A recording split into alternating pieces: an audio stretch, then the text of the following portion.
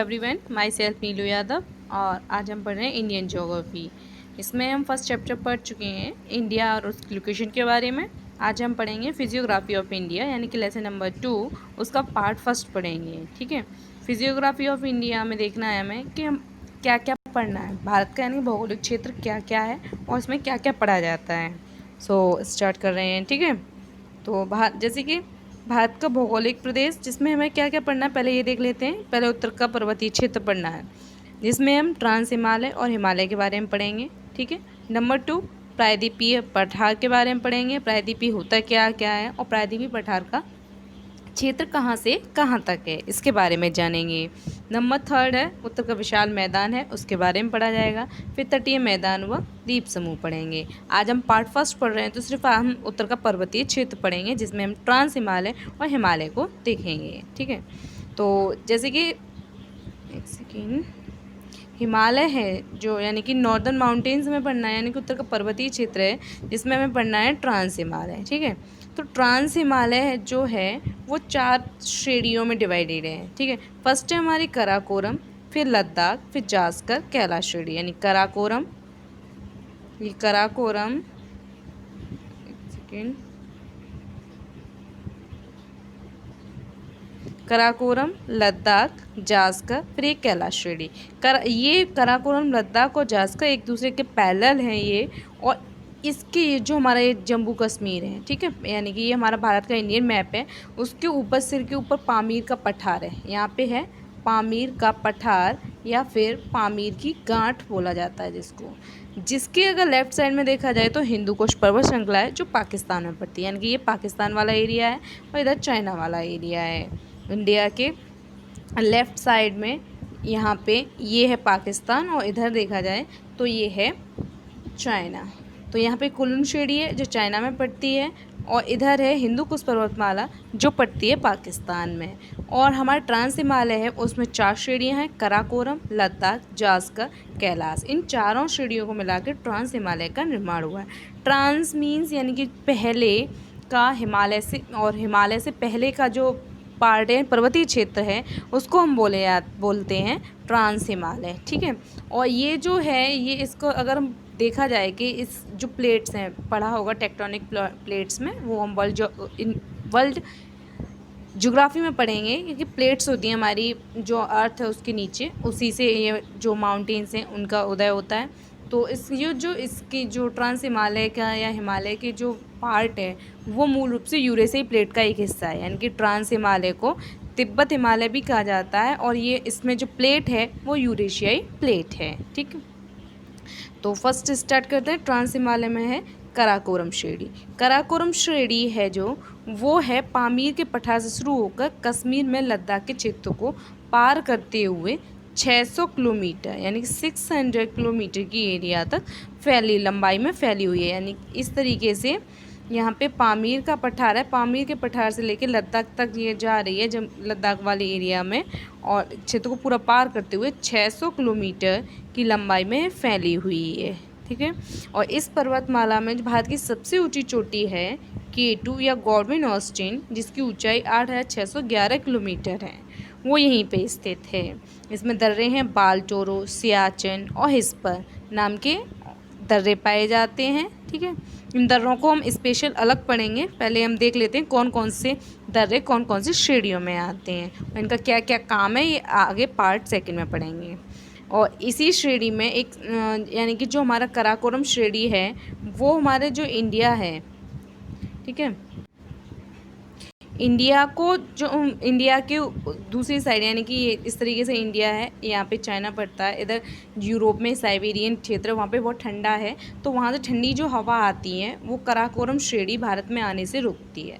यानी कि ये श्रेणी है वो कश्मीर को साइबेरियन ठंडी हवा से बचाती है। हमारे यहाँ पे ऊपर ठंडा मौसम होता है, लेकिन अगर चाइना के कंपेरिजन में देखा जाए तो बेटर है हमारे यहाँ का, लेकिन चाइना में कुछ ज़्यादा ही ठंड पड़ती है। यानी कि जो भारत में जो साइबेरियन हवा, जो ठंडी हवा है उसको जो बचाती है कश्मीर में आने से, वो कराकोरम श्रेणी है। ओके, नेक्स्ट है लद्दाख श्रेणी। लद्दाख श्रेणी है ये सिंधु और श्योक नदी के बीच में स्थित है। यानी इस तरीके से सिंधु और उसकी सहायक नदी है श्योक, उन दोनों नदियों के बीच में स्थित है लद्दाख श्रेणी। और इसी श्रेणी में कोरबाट और खारदुंग चांगला नाम के दर्रे भी पाए जाते हैं। तो ये है चांगला दर्रा कौन सी श्रेणी में आता है, तो वो लद्दाख श्रेणी में आता है। और खारदुंग है वो कौन से में है, इस यानी कि और कौन सी श्रेणी है जो सिंधु और श्योक नदियों के बीच में स्थित है, तो वो है लद्दाख श्रेणी, ट्रांस हिमालय की पार्ट है। ओके, नेक्स्ट है जास्कर श्रेणी। इसको टैथिस हिमालय का भाग बोला जाता है। इसके पूर्वी भाग को रुपशु के नाम से जाना जाता है, यानी कि इस तरीके से ये जास्कर श्रेणी है, उसके पूर्वी भाग को हम रुपशु के नाम से जाना जाता है। इसमें बड़ा लाचाल और शिपकीला नाम के प्रमुख दर्रे पाए जाते हैं जास्कर श्रेणी में, ठीक। और इसी श्रेणी में नंगा पर्वत, धौलागिरी, कामेत नाम की चोटियाँ भी पाई जाती हैं। जैसे कि पीछे देखा था कि कराकोरम, लद्दाख और जास्कर एक दूसरे के समांतर हैं। तो कराकोरम के दक्षिण में देखा जाए तो लद्दाख श्रेणी है, और लद्दाख के दक्षिण में जास्कर है, और इधर जो तिब्बत में है कैलाश, जो कैलाश भगवान जी शिव जी बोला जाता है, तो वो भी इसी श्रेणी का, यानी कि कराकोरम जो हमारा ट्रांस हिमालय का पार्ट है। तो पहले कराकोरम, लद्दाख और जास्कर। तो इस जास्कर श्रेणी में पढ़ना क्या क्या है, टैथिस हिमालय का भाग है ये, और इसके पूर्वी भाग को रुपशु के नाम से जाना जाता है। ये बड़ा लाचाल और शिपकीला नाम के दर्रे इस श्रेणी में पाए जाते हैं। नेक्स्ट है कैलाश श्रेणी, यानी कैलाश श्रेणी को तिब्बत में रिनपोचे बोला जाता है, और चीन में कॉन्ग्रीन वॉक के नाम से जाना जाता है। तो इसके नाम चीनी नाम कॉन्ग्रीन वॉक है, और तिब्बत में इसको रिनपोचे के नाम से जानते हैं। इसी श्रेणी से सिंधु, सतलज, ब्रह्मपुत्र नदियों का उद्गम हुआ है। तो जो यानी कि जो सिंधु, सतलज, ब्रह्मपुत्र की जो नदियां हैं वो कौन सी श्रेणी से, कैलाश श्रेणी से। वहाँ पे एक ताल है राकस ताल, वहाँ से सतलज नदी का हुआ है, मानसरोवर है, वहाँ से सिंधु नदी का हुआ है, ब्रह्मपुत्र वहीं पे उसी के पास में एक और झील ताल के टाइप में, वहाँ से ब्रह्मपुत्र नदी का उद्गम हुआ है। तो क्वेश्चन है कि कौन सी श्रेणी में सिंधु, सतलज, ब्रह्मपुत्र नदियों का उद्गम हुआ है, तो वो कैलाश श्रेणी में है। चीनी भाषा में कॉन्ग्रीन वॉक कौन सी श्रेणी को बोला जाता है, तो कैलाश श्रेणी को बोला जाता है। ओके, देख लीजिए। नेक्स्ट है, अब हम पढ़ेंगे महान हिमालय, यानी कि हिमालय के बारे में पढ़ना है कि हिमालय जो है हमारा, तो वो हिमालय को भी 4 भागों में बांटा गया है, लेकिन मेनली 3 पार्ट्स में बोलते हैं, लेकिन इसको माना जाए तो 4 पार्ट्स में है ये। जैसे एक सेकेंड, ये हमारा यहाँ पे है नंगा पर्वत से लेके नामचा पर्वत है, ये हमारा महान हिमालय, द ग्रेट हिमालय है। उसके साउथ में देखा जाए तो यहाँ पे है लघु हिमालय, यानी कि लघु हिमालय या हिमाचल हिमालय के नाम से जाना जाता है, जिसकी 2 श्रेणियाँ हैं, एक पीर पंजाल, एक धौलाधार। उसके दक्षिण में है शिवालिक श्रेणी। यहाँ पे ये दिखाई दे रहा है, आपने 7 सिस्टर्स यानी कि ईस्टर्न इंडिया देखा होगा, उसमें यहाँ पे पहाड़ियाँ हैं, गारो, खासी, मिरी, अबोर, इस टाइप की। तो इसको पूर्वांचल बोला जाता है, तो इसको पूर्वांचल पहाड़ियाँ या पूर्वांचल हिमालय का पार्ट। तो हिमालय के मेन 4 पार्ट हो गए। एक तो हो गया, एक सेकेंड, ग्रेट हिमालय, फिर उसके बाद में लेसर हिमालय, फिर शिवालिक रेंज, और फिर पूर्वांचल हिमालय। तो पहले हम पढ़ेंगे हिमालय के यानी कि महान हिमालय के बारे में। तो हिमालय किस प्रकार का पर्वत है, तो मोड़दार व बलित पर्वत है। अगर क्वेश्चन ये होता है कि हिमालय किस प्रकार का पर्वत है, तो वो मोड़दार व बलित पर्वत है।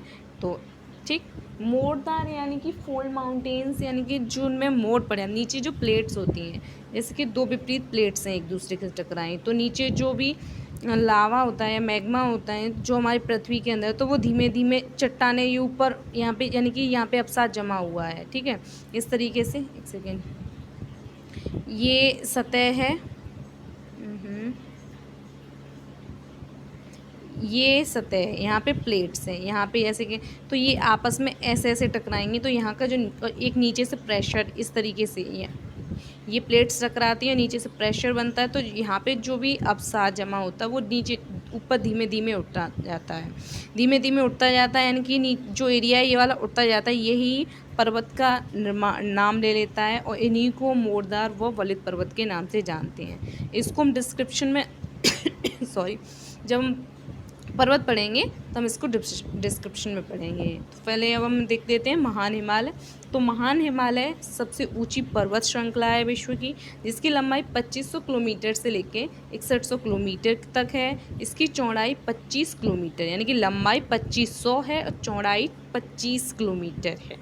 अब विश्व की सबसे ऊंची चोटी माउंट एवरेस्ट इसी श्रेणी में, यानी कि इसी हिमालय में है।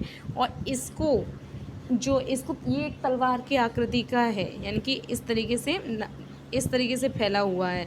तो चापाकार या तलवार की आकृति में फैला हुआ कौन सा हिमालय का पार्ट है, तो वो महान हिमालय है। इसको बर्फीला हिमालय या हिमाद्री के नाम से भी जाना जाता है, क्योंकि यहाँ पे बर्फ़ से यहाँ पे चोटियाँ हैं वो ढकी रहती हैं, इसीलिए हिमाद्री के नाम से भी जाना जाता है इसमें। ठीक है, इसका जो मुख्य भाग है वो नेपाल तक फैला हुआ है। ठीक, इसको मैप में मैं नेक्स्ट जो वीडियो आएगी तो उसमें मैप के अकॉर्डिंग दिखाऊंगी, मैं इसमें नहीं बना पाया मैप। ठीक है, तो इसी में जो चोटियां हैं अलग माउंट एवरेस्ट है। माउंट एवरेस्ट के अलावा इसमें कंचनजंगा है, धौलागिरी है, अन्नपूर्णा, मकालू, नंदा देवी आदि चोटियां हैं। यानी कि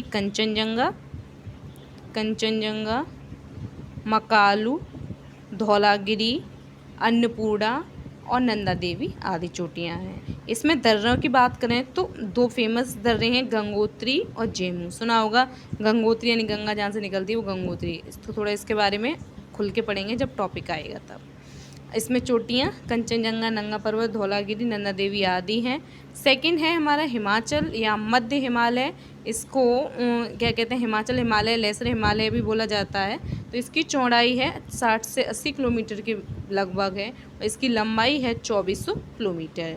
ये दो श्रेणियों में बटा हुआ है, पहला पीर पंजाल, दूसरा धौलाधार। तो फर्स्ट है पीर पंजाल श्रेणी। तो पीर पंजाल श्रेणी में हम कश्मीर की सबसे लंबी और महत्वपूर्ण श्रेणी है ये। इसका जो विस्तार है इस श्रेणी का वो झेलम नदी से ऊपरी व्यास तक फैला हुआ है, यानी झेलम नदी और ऊपरी व्यास के जो बीच का क्षेत्र है वो पीर पंजाल श्रेणी में आता है।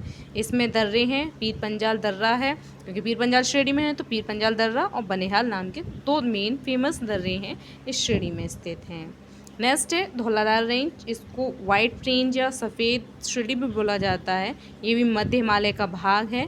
इसमें शिमला, मसूरी, नैनीताल, रानीखेत, डलहौजी हाउस श्रेणी में स्थित हैं। डलहौजी थे गवर्नर जनरल थे जो भारत के, ब्रिटिश गवर्नर जनरल, उन्हीं के नाम पे डलहौजी हाउस पड़ा था। तो शिमला, मसूरी, नैनीताल ये कौन सी श्रेणी में स्थित हैं, तो वो धौलाधार श्रेणी में स्थित हैं।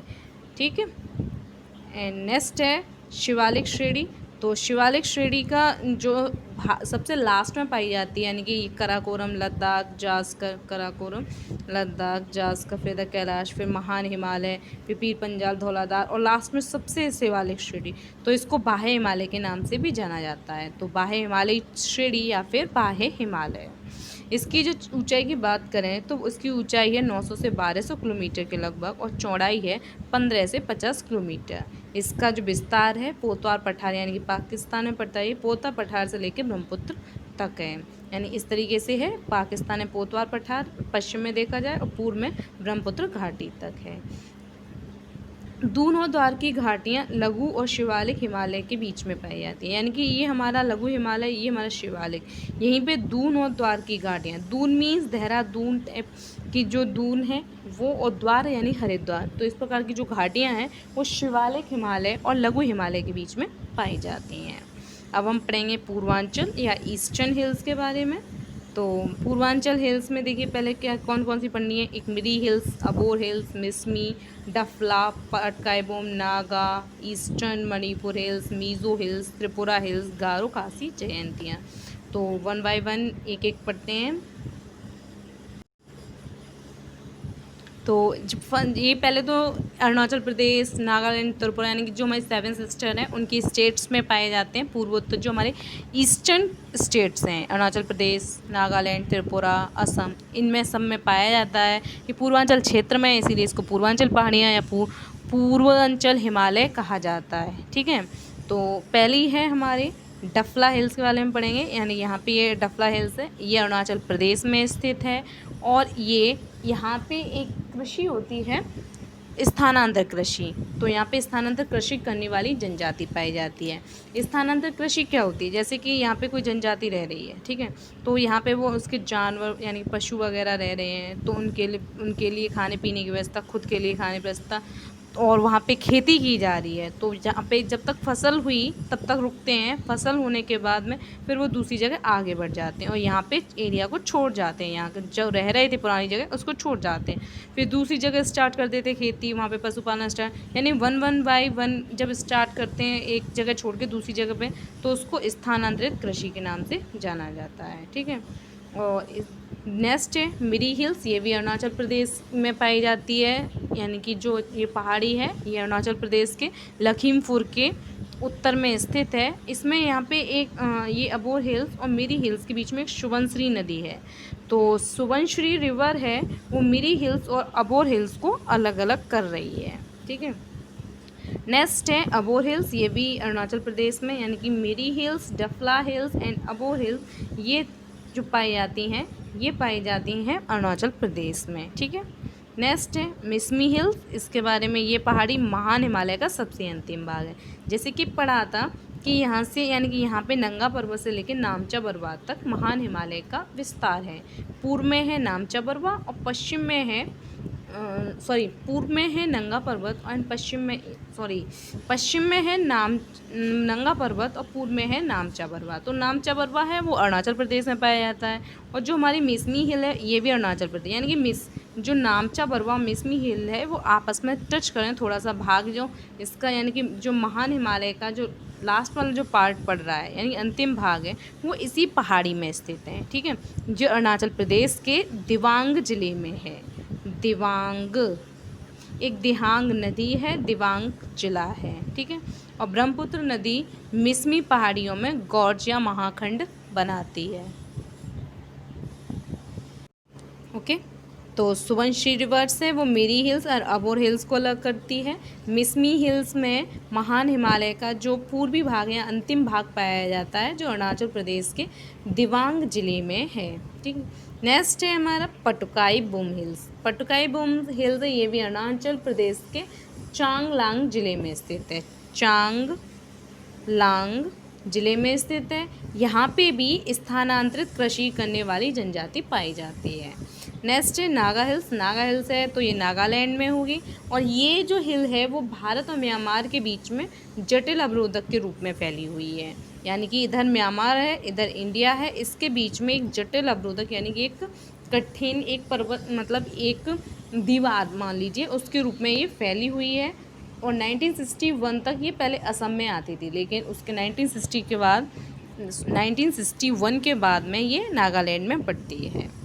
अब नेक्स्ट है मणिपुरी हिल्स या ईस्ट मणिपुर हिल्स। तो ये मणिपुर है हिल्स है तो ये मणिपुर में पाई जाती है, और ये है म्यांमार की सीमा तक फैली हुई है, यानी कि इस तरीके जो यहाँ पे ये विस्तार है इसका, और इसका जो पूर्वी भाग है वो मणिपुर यानी कि मणिपुरी हिल्स का जो पूर्वी भाग है वो म्यांमार तक फैला हुआ है। और मणिपुर की सबसे बड़ी नदी है एक बराक नदी, बराक रिवर है जो मणिपुर की, वो इसी पहाड़ियों में बहती है, ठीक है, या निकलती है। नेक्स्ट है लेमाटोला हिल्स। तो लेमाटोला हिल्स है वो, इसमें शायद नहीं लिखा है ये, लेकिन देख लीजिए लेमाटोला हिल्स एक, तो ये पहाड़ी मणिपुर के चंदल ज़िले में स्थित है। लेमाटोला हिल्स मणिपुर में है और ये चंदल ज़िले में स्थित है मणिपुर के, और इसी में चाकपी नदी लेमाटोल पहाड़ियों से निकलती है। तो अबोर हिल्स थी, सुबनश्री रिवर्स थी, वो मिरी एंड अबोर के बीच में है। मिशमी में जो मिशमी रिवर है उसमें ब्रह्मपुत्र नदी गॉर्ज बना रही है। ईस्ट मणिपुरी हिल्स है उसमें बराक रिवर निकल रही है, और लेमाटोल हिल है उसमें चाकपी नदी यानी कि रिवर्स का ध्यान रखिए कौन सी हिल है कौन सी रिवर है इसमें, ठीक है। नेक्स्ट है मीज़ो हिल्स, इसको लोसाई हिल्स भी बोला जाता है क्योंकि यहाँ पे लोसाई प्रकार जनजाति रहती है। तो इस जो लोसाई हिल्स है इसको यानी कि ये मिज़ोरम के दक्षिण पश्चिम भाग में, जैसे ये मिज़ोरम है इसका दक्षिण और पश्चिम भाग में अराकोन युमा, यहाँ पे जो इस म्यांमार की अराकोन युमा पर्वत तंत्र है या पर्वत श्रृंखला है वहाँ तक फैली हुई है और भारत और म्यांमार के बीच में सीमा निर्धारित करती है। तो ये क्वेश्चन भी है कि भारत और म्यांमार के बीच में सीमा जो निर्धारित करती है वो कौन सा पर्वत श्रृंखला है, तो वो है अराकान युमा पर्वत श्रृंखला या पर्वत तंत्र है जो भारत और म्यांमार के बीच में सीमा निर्धारित करता है। नेक्स्ट है लुसाई हिल की सबसे ऊंची चोटी, यानी कि जो हमारी मीज़ो हिल्स है इसकी सबसे ऊंची चोटी है वो ब्लू माउंटेन्स है। ठीक है, तो ब्लू माउंटेन्स कहाँ पे है, ये है मिज़ोरम में पड़ता है या लुसाई हिल्स पे स्थित है और इसी में लुसाई, मीज़ो और कोंगनेट नाम की जनजातियों का आवास है। लुसाई यानी कि लुसाई हिल्स में हो गया, मीज़ो यानी कि मिज़ोरम में है और मीज़ो हिल्स का दूसरा नाम ही लुसाई है और एक और है कांगरेट, कांगरेट जनजाति, वो इसी यानी कि इसी के जो जंगल हैं इन्हीं में निवास करती है। ठीक है, नेक्स्ट है त्रिपुरा हिल्स। त्रिपुरा हिल्स त्रिपुरा में पड़ती है और इसकी सबसे ऊंची चोटी है बटेलिंग शिव। बटेलिंग शिव नाम की एक चोटी है वो त्रिपुरा हिल्स में स्थित है। तो मीज़ो हिल्स या लुसाई हिल्स की सबसे ऊंची चोटी है ब्लू माउंटेन और ईस्ट मणिपुर हिल्स है उसमें बराक रिवर है और नागा हिल्स है वो इन दोनों के बीच में यानी कि भारत और म्यांमार के बीच में पड़ती है। ये सारे क्वेश्चंस हैं कि छोटे छोटे पॉइंट्स हैं उनको नोट कर लो और मतलब काम आ सकते हैं। नेक्स्ट अब हमारे बच्चा है गारो खासी जयंतियाँ। गारो खासी जयंतियाँ, ये जो पहाड़ियाँ हैं गारो खासी जयंतियाँ वो मेघालय में पड़ती हैं और मेघालय की जनजाति के नाम पे इनका नाम पड़ा है। तो गारो जो पहाड़ी है यानी कि जैसे ये मेघालय के पश्चिमी भाग में गारो, बीच में खासी और पूर्वी भाग में जयंतिया पहाड़ी है। तो सबसे पश्चिमी पहाड़ी है उसका नाम है गारो पहाड़ी। तो गारो है वो मेघालय के पश्चिमी हिस्से में है और इसकी सबसे ऊंची चोटी है पॉइंट नॉकरेक। पॉइंट नॉकरेक है। ठीक है, इसमें ये ध्यान रखना है पॉइंट नॉकरेक कौन सी पहाड़ी पे, वो गारो हिल्स पे, और गारो हिल्स कहाँ है, मेघालय में पड़ती है। नेक्स्ट है खासी पहाड़ी। तो खासी पहाड़ी वो बिल्कुल मेघालय के सेंटर में यानी कि बीच में स्थित है। यहाँ पर ही जो सबसे ज़्यादा बारिश होती है वो वहाँ से नाम चेरापूंजी।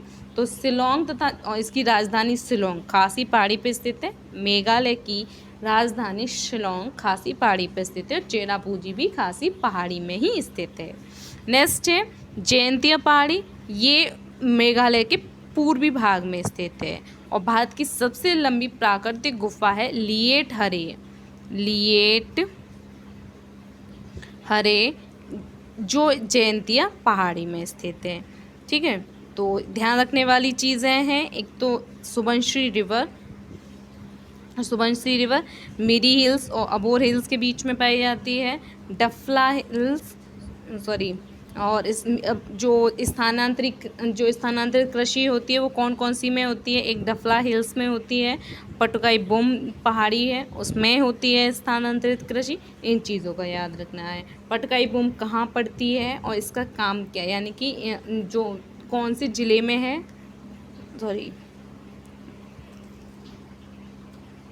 पटकाई बुम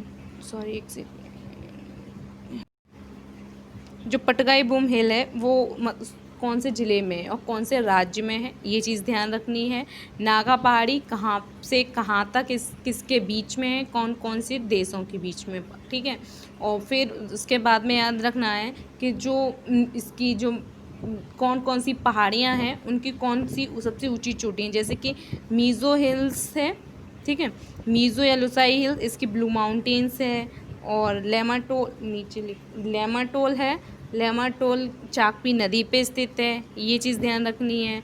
और त्रिपुरा की बटेलिंग शिव है ठीक है, और गारो खासी जयंतियाँ इनका इसमें प्राकृतिक गुफा लिएटे मायदे शिलोंग कौन सी पहाड़ी पे है, गारो की जो है वो सबसे ऊंची चोटी उसका याद रखना है। गारो की सबसे ऊंची चोटी कौन सी है, पॉइंट नॉकरेक है, ये ध्यान रखना है। इसमें छोटे छोटे पॉइंट्स हैं उनका याद रखिए। ठीक है, और इनके जो फैक्ट वाइज हैं कौन सी कहाँ पे वो नेक्स्ट वीडियो में अपलोड कराती हूँ मैं। ठीक है।